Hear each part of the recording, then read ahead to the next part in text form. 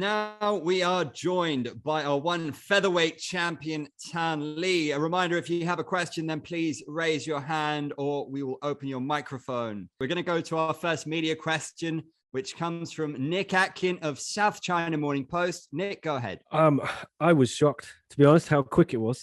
I thought, obviously it was very possible you get the finish, but were you expecting in your wildest dreams it would be that quick? If you look on paper, when I do win, I've got a lot of finishes early, and it's not really my choice, I'd say. I don't go out there and bum rush people and try to put pressure and try to get the fight ended quickly. I really go out there and try to feel my opponent out. You guys know how I fight. I like to start calculated, precise, and get a feel for my opponent's range, distance, timing. And then, Garry's timing on the feet was nice. It was different than the usual typical high level striking feel.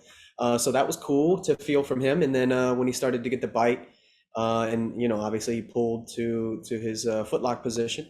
After that first grip attempt, and I kind of chipped him a little bit, I could feel it change him. And I decided, because after that first off balance, I could have left, but I decided to stay. And I thought, at that moment, that we're going to settle in here and maybe I can get some good clean punches off. I didn't know it was going to knock him out that soon, but I do have death in his hands. So we always joke about having Denmark and don't let me touch you. The two shots you hit him after you knocked him out seemed harder than the one you hit him with. And we also surprised that he attacked the leg instead of maybe going for your back, because he left himself open to that. No, if he would have let go of the foot, I think him and I kind of felt the same thing. And you guys, for the guys that train, they understand too. Like, I was at a point where my knee was captured, but he couldn't really get much torque, and he couldn't get separation from my body and my foot, separating each other. So he was having a hard time getting the right amount of torque on the foot and really transferring that to the knee. So, it's if you can't get that, and if you decide to make a transfer at that point where I'm pretty based, pretty postured, pretty heavy, it's a leap. It's a couple steps to the back from there. And if you take a couple steps when I'm based and ready to make the next transition, you don't reach. You don't reach in striking, or you get knocked out, and you don't reach in grappling. And Garry knows that, and he didn't do it. He did, however, hang on to the footlock, and obviously we see how that. You've already had another challenger lined up for a while, Kim Jae-young, after he knocked out Martin Nguyen. Kim has still got to fight Thanh Khai now, because that one's been delayed till 1X. Has Martin maybe leapfrogged Kim for you with that victory tonight, or how do you see your next challenge playing out?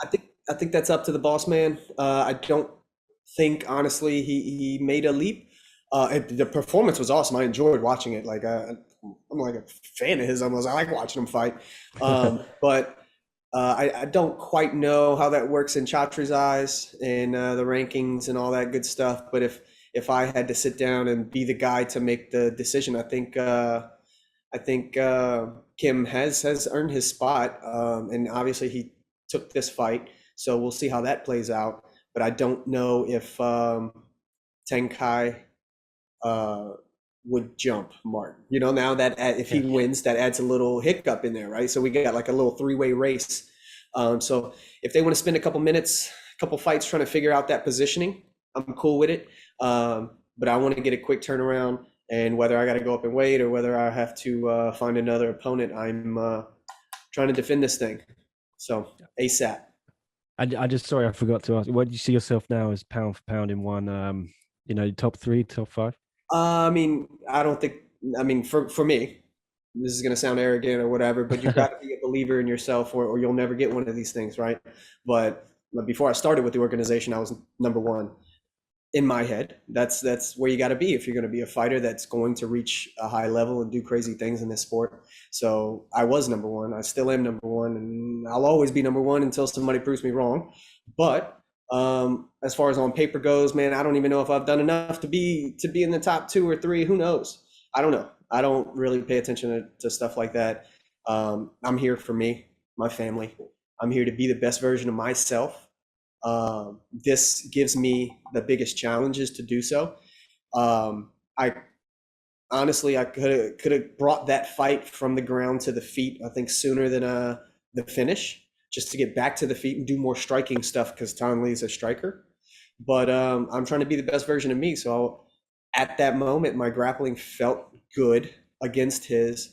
His attack didn't feel as threatening as it looked or should have been. So I decided to stay in the pocket and swing some hammers there. And it turned out good, obviously. And, you know, when I connect, it's a problem. So that's always, you know, it's hard to deal with an opponent, myself, who's highly skilled, can go through the transitions and grapple, can go through the transitions and strike, can go through all the aspects of MMA, but also throughout all of that, if something connects, fight could be over with. It's not over every time I connect, but it's a high percentage.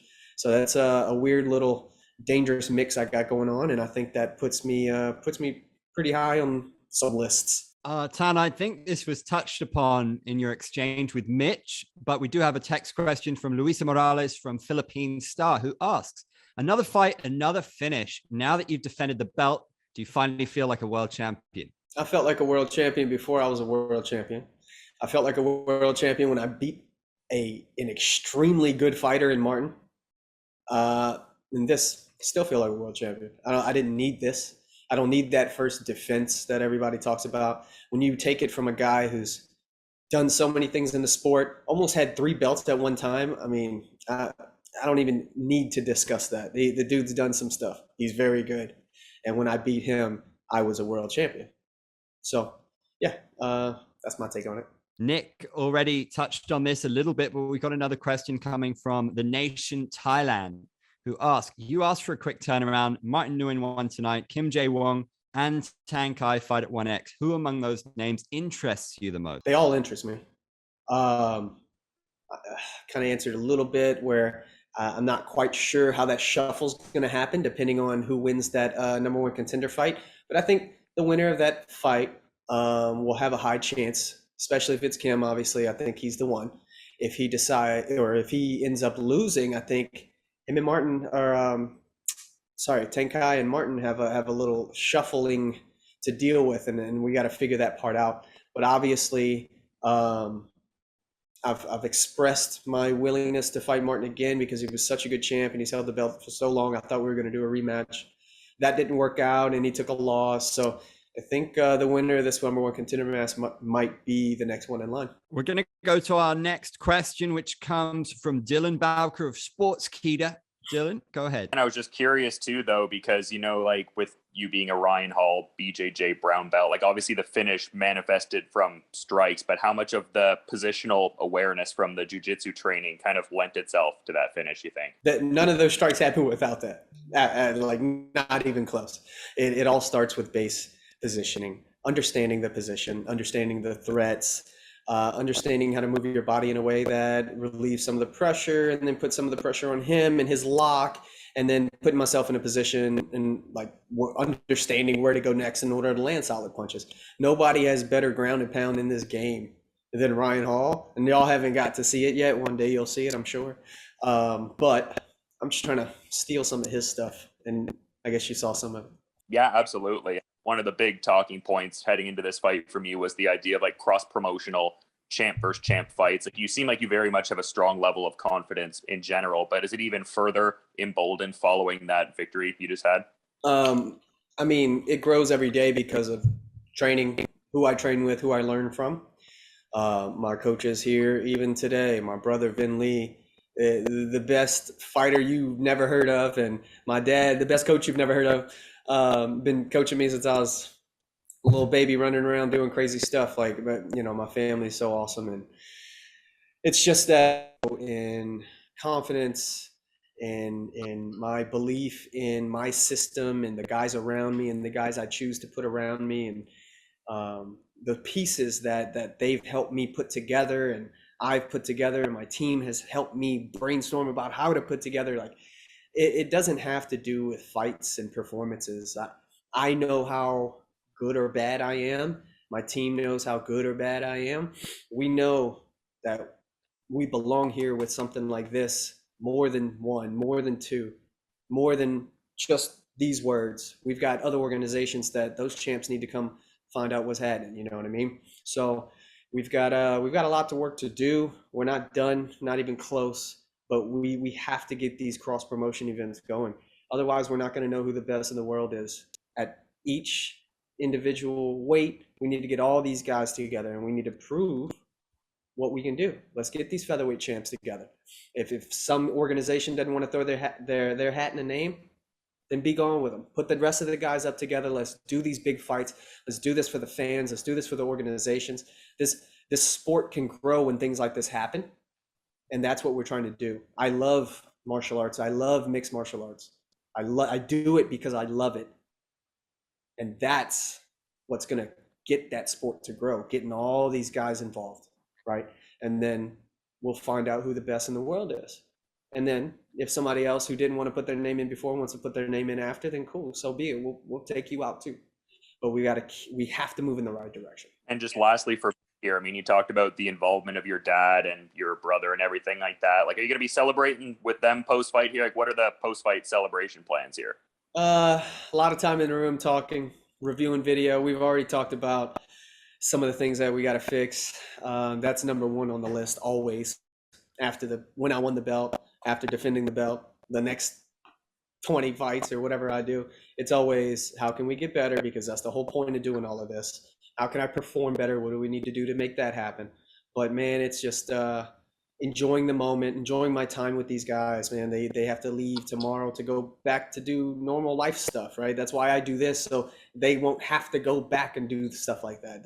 My dad's got to go back to working his construction job and working whatever 14 hours a day or whatever his shifts are from 4 a.m. all the way to night, and then go teach taekwondo classes at night. Like, you know, he don't need to be doing all that. I need to keep winning a bunch of this gold, making a little bit of money so I can take care of these guys, and they don't have to do anything. They can do what they want. I get to do what I want. They need to be able to do what they want. That's why I do this. My wife at home, she needs to be able to do what she wants. She can just take care of our daughter, take care of my son. Like, we need to be able to do the things that we love, and I think this can facilitate that. And cool, I happen to be a piece that can maybe lead the way. Beautiful. Maybe it's somebody else next time. Maybe this takes me so far and my brother takes the reins and goes the rest of the way. We always look out for one another. That's what family's all about. And that's all I'm all about. We're pretty boring, but we have a lot of fun doing it. Our next question comes from Derek Wright of the No Judge Necessary podcast. Hey, congrats on the title. And I just wanted to say, with global restrictions hopefully easing soon and Chatri saying you wanted to move internationally, is there a specific venue or maybe a dream venue you'd like to defend the belt at? Vietnam. I want to fight in Vietnam. I want to take my dad there. I want to take my family there. I know, man, the fans in Vietnam are so awesome. They're great. We haven't been able to experience one another. Y'all make this happen. Do you do your part? I'm trying to do my part. Let's open up these borders when the time is right, obviously. But I want to fight in Vietnam, and obviously I want to fight on U.S. soil. Those are two wonderful places I have to fight in before I die. And then let's get that going. Just kind of wanted to see, obviously you talked about the featherweight division and cross promotion, but 5 straight knockouts. Is there anyone that can strike with Ton Lee? They can definitely strike with me. Absolutely. I think everybody on the planet, these champs can definitely strike with me. I don't know if they'll make it out awake, but they can definitely try and strike with me. They can definitely try and grapple with me too. I got a little something waiting for them there. Man, I do this. I put a lot of time into getting good at all aspects of the sport. I'll go out there and perform my best every time, as best as possible. And when the time comes and I don't have this belt anymore, I'm gonna do the same damn thing. It's not gonna affect anything. Right now I get to choose the best matchups, which, I've talked about this before. We can use this power for good or evil.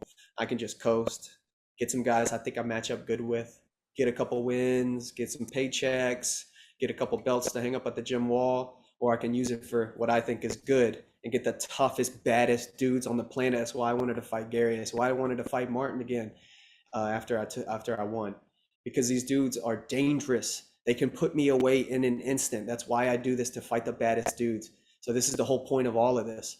That's what this is meant to do. That's why I do this. And yeah, man, it's just keep moving in the right direction. Tan, you just got a shout out on Twitter from Dustin Poirier, who said, Tanley, Louisiana on the map. Do you have a message for him? Thanks, DP. I appreciate it. You know, we're always supporting each other. We've got another Louisiana boy fighting this weekend, tomorrow. I'm lost my track of time, but yeah, AJ's in there. Good luck. Go get him, bro. Good stuff. Next up, we're going to go to Kyle Siegel from the Going Live Network. Kyle, go ahead with your question. Hey, Tan, congrats on a quick title defense.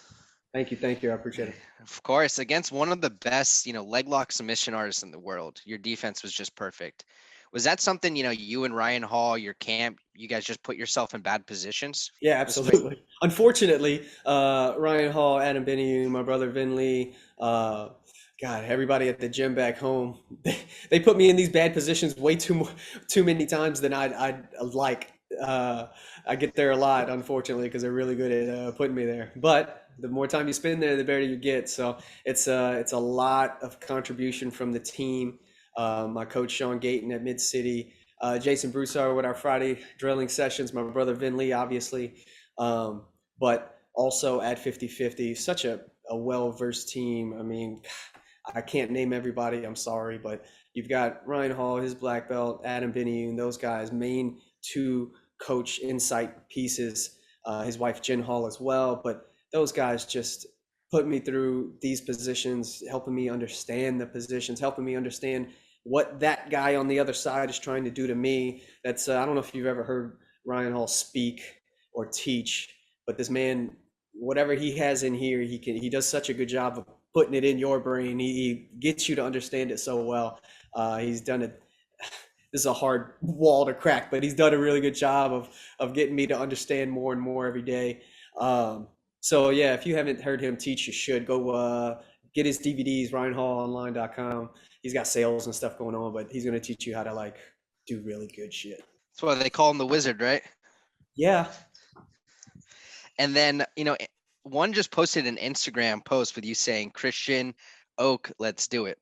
With this, featherweight #1 contender fight going on, and if you had your choice, is that something you'd want to do? Get your feet wet at lightweight? Yeah, absolutely. That I think the transition to lightweight, I'm not going to take lightly. That's going to take a little bit of time. I'm going to pick up some weight. Obviously, I want to make the weight class fairly evenly, so I can be that size. But yeah, let's do it. I've expressed that from jump, and maybe it sounds a little eager. That's expressed that as soon as I won the belt. I don't give a damn, man. I'm trying to test myself at the highest level. I go up there and get beat, so be it. We go back up there and try it again. I'll go defend this thing. I'm just trying to stay active. I'm trying to prove myself to me and my family at how good we are, what we can handle, how can we perform. That's the whole point of all of this. I say this over and over on every question because I'm talking to you and I'm talking to myself, but this is why we do this. I'm getting the biggest and baddest tests.